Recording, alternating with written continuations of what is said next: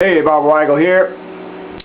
I'm going to preface the other video I just did. You guys should have done this first. You know, the most common thing I think I see in terms of stupid atheists. Wait a minute. Stupid atheist tricks.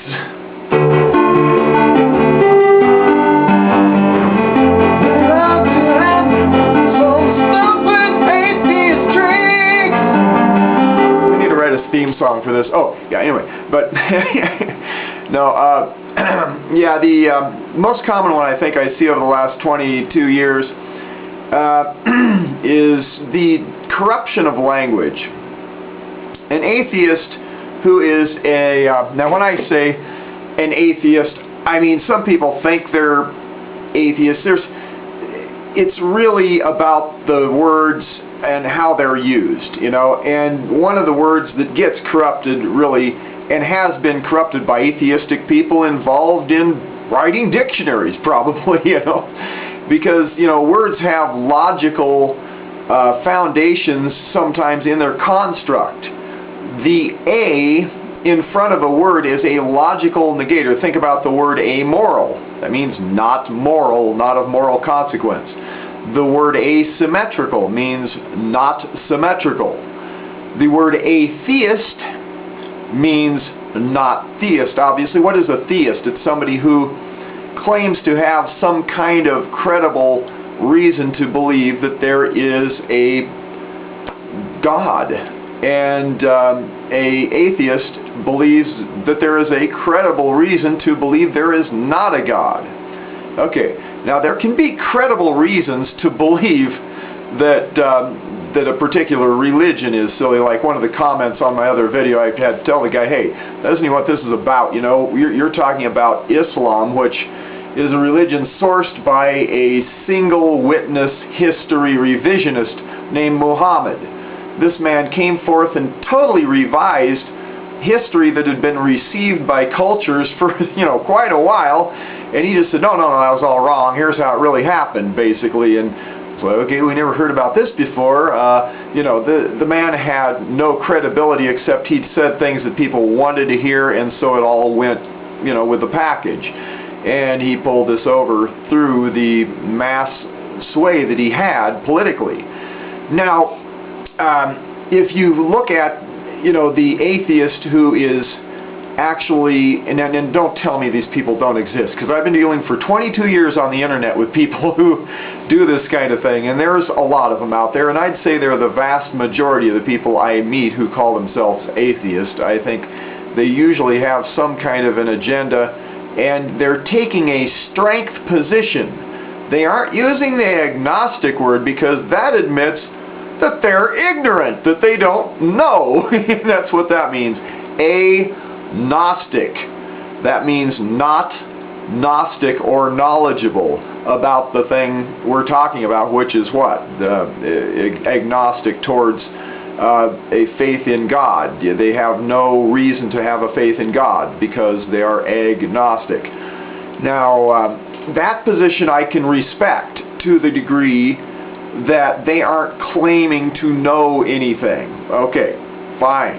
You know, where does knowledge come from? I believe it comes from opening your heart to a God of love who wants to impart His Spirit to you, and that's because I've experienced that, and I'm telling you that. You don't have to believe it. You can remain agnostic.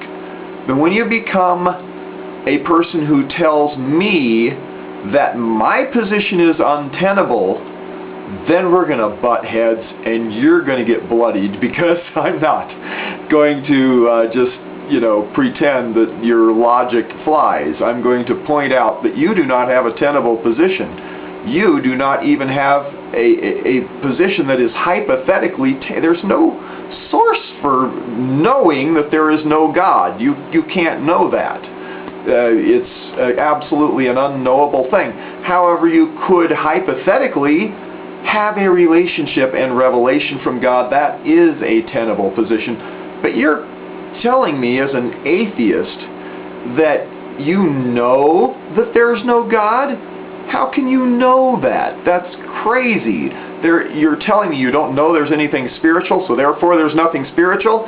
You're backing yourself with your own PR, you know. So anyway, and you're telling me that I'm doing the same. However, I'm not doing the same. I'm going on experience, an experience that you can't possibly have unless you humble yourself before God. You see, that's the difference.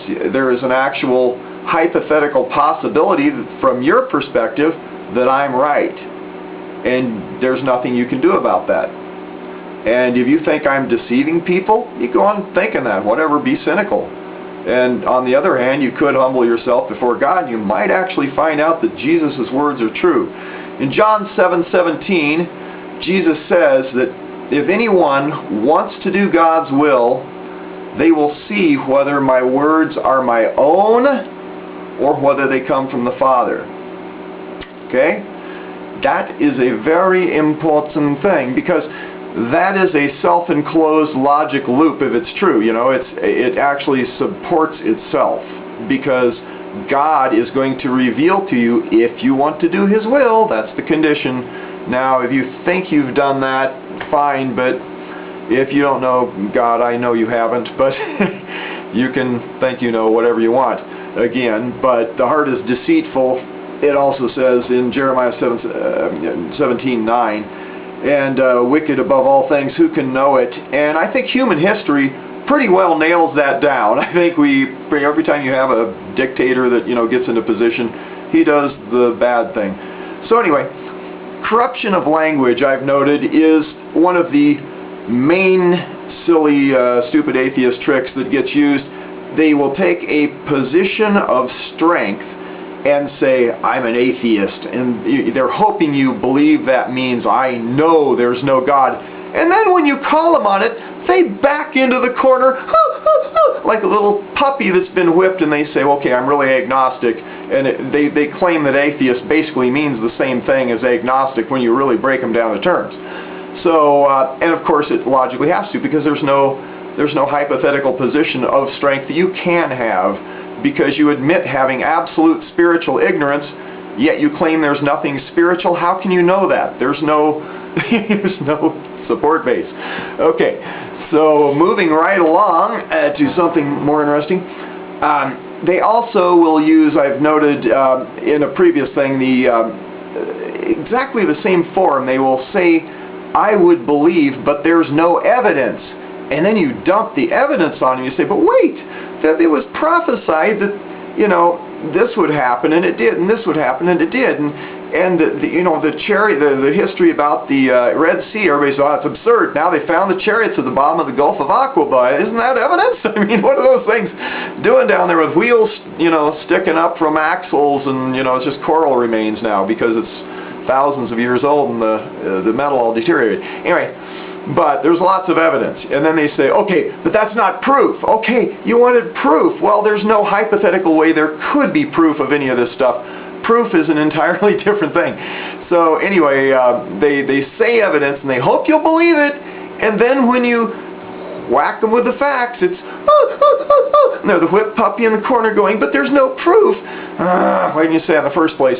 So a lot of atheists are deceivers. That's all I'm saying, you know. And so that's part 0 that I should have put on first of stupid atheist tricks. Quit being stupid, man.